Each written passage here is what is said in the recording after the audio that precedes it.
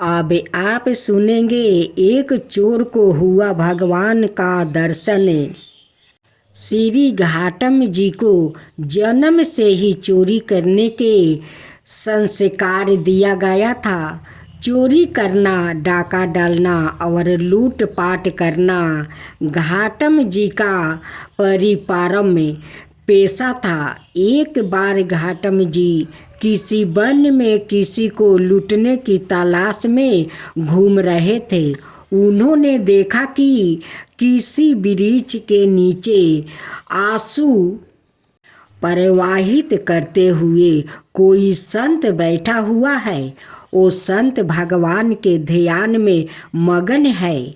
संत के दर्शन से तत्काल पाप नष्ट हो जाता है। तीर्थों का लाभ तो बहुत समय बाद मिलता है, लेकिन संतों के दर्शन का लाभ उसी क्षण मिल जाता है। घाटम जी उनके पास गया तो उनके हृदय में बहुत आनंद उमड़ा। उनका मन हुआ कि वो उन्हें झुक कर प्रणाम करे और उन्होंने सिर झुकाकर उन्हें प्रणाम किया। उन्होंने अपने जीवन में पहली बार किसी को प्रणाम किया। उन संत ने देखा कि कोई उन्हें प्रणाम कर रहा है। संत को बड़ा आनंद हुआ कि इस जीवन पर प्रभु की कृपा हुई है।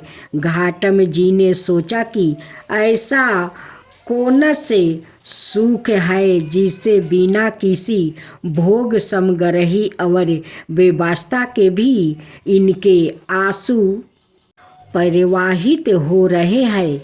उन्हें लगा कि जरूर उनके पास कोई महान सुख है। महात्मा जी ने कहा, बैठ जाओ, जल्दी तो नहीं है। घाटम जी उनके समीप बैठ गया। परमात्मा जी ने कहा, देखो बेटा, जीवन बहुत कीमती है। इस जीवन को सदाए भगवत चरणों में लगाना चाहिए और कोई गलत कार्य नहीं करना चाहिए।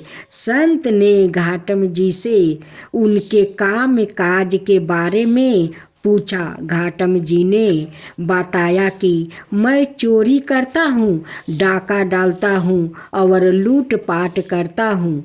महात्मा जी ने कहा, यह तो बहुत निंदनीय कार्य है।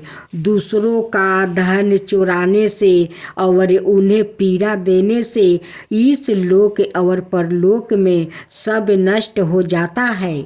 तुम्हारे ऊपर भगवान की कृपा हुई है। नियम लो कि तुम आज के बाद कभी चोरी नहीं करोगे। घाटम जी ने हाथ जोड़कर कहा, यह कदापि नहीं हो सकता। यही मेरी जीविका है और बचपन से हमारे पुरखों ने चोरी करना सिखाया है। मेरे पूज्य जनों ने मुझे नियम दिया है कि मैं कभी यह चोरी का धंधा ना छोड़ूं। आप में मुझे विशेष श्रद्धा हो रही है। मेरे हृदय का खिंचाव आपकी तरफ हो रहा है। आप इसके सेवा और जो चाहे उपदेश दे दीजिए। यदि मैं आपको वचन दे दूंगा तो आजीवन वही करूंगा जो आप कहेंगे। उन संत ने कहा कि अगर तुम चोरी करना नहीं छोड़ सकते तो मेरी यह 4 बातें मान लो। पहली बात, सदाए सत्य बोलना। दूसरी बात, साधु सेवा में रुचि रखना। जब भी कोई संत दिखाई दे तो उन्हें प्रणाम करना और उनसे आदर और नम्रता से बात करना। कभी तुम्हारे घर संत आ जाए तो उन्हें भूखा मत जाने देना। उनको जल पिलाना, भोजन खिलाना और उनकी सेवा करना। तीसरी बात, आज के बाद बिना प्रभु को अर्पण किए हुए ना जल पीना और ना ही अन्न खाना। और चौथी बात, कहीं भी अगर भगवान की आरती हो रही हो तो बिना दर्शन किए वहाँ से मत जाना। गौतम जी ने संत जी को प्रणाम किया और जीवन भर उन 4 बातों को पालन करने का वचन दिया। संत सेवा का चमत्कार, गौतम जी लूटपाट आदि करके धन लाते, उस धन से साधु सेवा करते और फिर जो बचता उससे अपने परिवार को खिलाते। एक दिन संतों की एक मंडली उनके घर पर आए तो उन्होंने सत्कार उठकर संतों को दंडवत प्रणाम किया और सभी को बैठने के लिए सुंदर आसन दिया। उन्होंने देखा कि घर में कुछ खाने के लिए नहीं है तो उन्होंने बाजार जाकर दुकानदारों से उधार मांगने की चेष्टा की, लेकिन दुकानदारों ने उन्हें मना कर दिया। उस समय गेहूं की फसल की कटाई चल रही थी। उन्होंने देखा कि किसान लोग सो रहे हैं। वो एक बड़ी चादर लेकर गया और जल्दी से गेहूं भर कर ले आया और उन्होंने संतों के भोजन की व्यवस्था की। गौतम जी बड़े तंदुरुस्त थे तो खेत में उनके पैरों के चिन्ह बन गया। साधु जनों को खिलाते समय वो सोच रहे थे कि अब तो वो पाका फंसेगा। यही क्योंकि जब किसान जाएगा और पैरों के चिन्ह देखेगा तो उन्हें समझ में आ जाएगा कि यह गौतम जी के पैर के निशान है।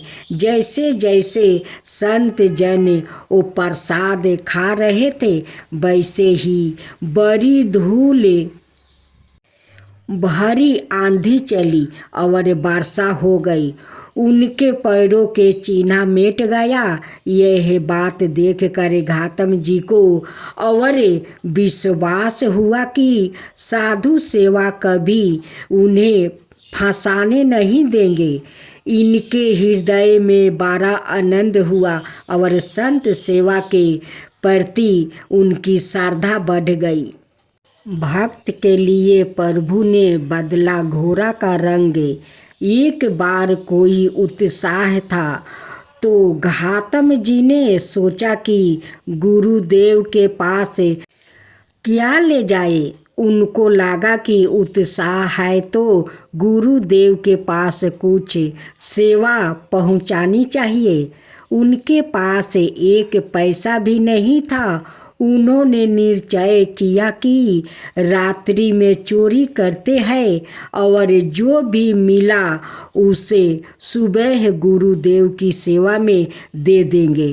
गौतम जी ने एक फौजी सिपाही का भेष बनाया और एक राजा के अस्तबल में घुस गया। रात में पहरादारों ने आवाज़ दी कि कौन है। गुरु की सत्य बोलने की आज्ञा मानते हुए गौतम जी ने बोला कि मैं चोर हूँ।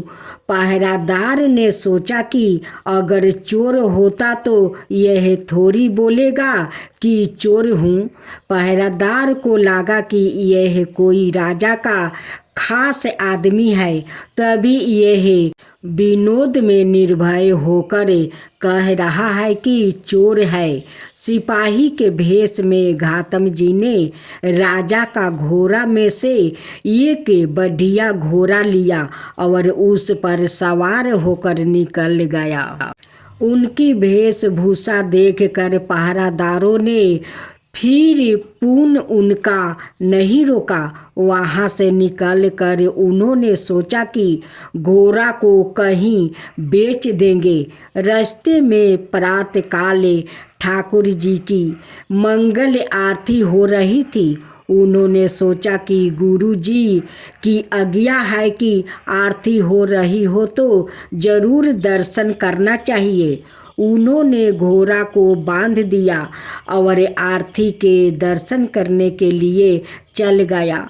जब पहरादारों ने सोचा कि राजा का कोई आदमी होता तो सबको सूचना होती, तब उन्हें समझ आई कि वास्तव में वो चोर ही था। राजा सैनिकों ने पीछा किया और वहां आए जहां पैर से घोड़ा बांध कर घातम जी आरती का दर्शन करने गया था। सिपाहियों ने देखा तो घोड़ा वही था, पर उसका रंग बदल गया था। काले रंग का घोड़ा अब सफ़ेद रंग का हो गया था। सिपाही वहाँ खड़े हो गया कि घोड़ा तो यही है, पर यह तो काला था, यह सफ़ेद कैसे हो गया। इतने में आरती के दर्शन करके घातम जी मंदिर से बाहर आया। सिपाहियों ने पूछा कि यह घोड़ा वही है ना जो तुम रात्रि में चोरा कर लाए थे। सत्य बोलना था। घातम जी बोले, हाँ, मैं ही चोर हूँ जो घोड़ा चोरा कर लेकर गया था। सिपाहियों ने पूछा कि वो घोड़ा तो काला था, ये सफ़ेद कैसे हो गया। घातम जी बोले कि यह तो ठाकुर जी जाने, मेरे गुरु जी ने कहा था कि आरती हो रही हो तो प्रभु के दर्शन करना, तो मैं दर्शन करने गया था। इतने में घोड़ा सफ़ेद हो गया। यह मेरा गुरु जी का ही कोई चमत्कार होगा। यह बात सुनकर सभी सिपाही आश्चर्यचकित हो गया। गुरु कृपा के चोरी करने पर भी मिला सम्मान और संपत्ति। सिपाहियों ने घातम जी और घोड़े को साथ लिए और राजा के पास जाकर सारी बात बताई। घातम जी की सत्यता और गुरु वचनों पर दृढ़ निष्ठा देख कर राजा बहुत प्रभावित हुआ। राजा ने कहा कि तुम चोर हो पर सत्य बोलते हो और संत ज्ञान का पालन करते हो, इसलिए घोड़ा का रंग बदल गया है। राजा ने कहा कि जो प्रभु अपने जन के लिए ऐसा कर सकते हैं, उनकी निश्चित ही हमारे ऊपर कृपा होनी चाहिए, और कृपा तभी होगी जब हम आपका सम्मान करेंगे। राजा ने बहुत सारी संपत्ति घातम जी के नाम कर दिया। संपत्ति लेकर घातम जी गुरु चरणों के दर्शन करने के लिए गया। घातम जी की अपने गुरु पर श्रद्धा और बढ़ गई कि मुझे जैसा चोरी करने वाले को जहाँ राजा से दंड मिलना चाहिए था वहाँ सम्मान मिला। वो गया और गुरु जी को भेंट संप्रीत की उत्साह में सम्मिलित हुए। उन्होंने निश्चय करके गुरुदेव से कहा कि गुरुजी, आपने जो पहली बार मुझे चोरी करने से माना किया था, आज से मैं नियम लेता हूँ कि अब जीवन में कभी चोरी नहीं करूँगा। आपकी कृपा से मुझे बोध हो गया है कि मैं बहुत गलत कार्य कर रहा हूँ। उन्होंने निश्चय कर लिया कि अब कभी चोरी नहीं करेंगे। घातम जी को अब सत्संग सुनते हुए और साधु सेवा करते हुए काफ़ी दिन हो गया था। अब उनके मन में आया कि ठाकुर जी कैसे दिखते हैं, कभी उनसे मिलना चाहिए। बहुत दिन तक उन्हें ठाकुर जी नहीं मिले तो उन्होंने गुस्सा आ गया। उन्होंने ठाकुर जी से नाराज होकर कहा कि पहले तो मैं बिना नहाए खाता था, अब आपके लिए मैं नहा कर खाता हूँ और आपको अर्पित करके खाता हूँ। और पहले मैं कभी कंठी माला और तिलक आदि नहीं लगाता था, पर अब मैं आपके लिए गले में कंठी धारण करता हूँ, माथे पर तिलक लगाता हूँ, केवल आपके लिए। प्रभु, आपके लिए मैं इतना कर रहा हूँ, आप मेरे लिए क्या कर रहे हैं? क्या आप मुझे दर्शन देंगे? प्रभु उनकी यह बात सुनते ही तत्काल प्रकट हो गया। प्रभु संतों के वचनों को सत्य करने के लिए सदाए तत्पर रहते हैं। सत्य संग के प्रभाव से घातम जी का जीवन पूरा बदल गया। पहले तो सोचते थे कि कहाँ जाकर चोरी करना है, और अब वो यह सोचते हैं कौन से साधु कब पधारे और कैसे उनकी सेवा हो। जब वो चोरी करते थे तब सिपाही हथकड़ी लिए उनके बंदी बनाने के लिए घूमते थे, और जब संत समागम हुआ तो लोग उनकी चरण रज को अपने माथे पर लगाने लगे। घातम जी ने एक संत की चरण ली और उनके वचनों का पालन किया तो वो प्रभु के दर्शन पाकर परम भगवत बन गया। कैसे भी दृष्टि हो, यदि उस पर संत कृपा हो जाए तो उसके लिए भगवत दर्शन और भगवत भक्ति दुर्लभ नहीं रहती है। इसलिए सत्य संग सबर परी है। सत्य संग से घोरे दृष्टि भी महात्मा बन जाता है।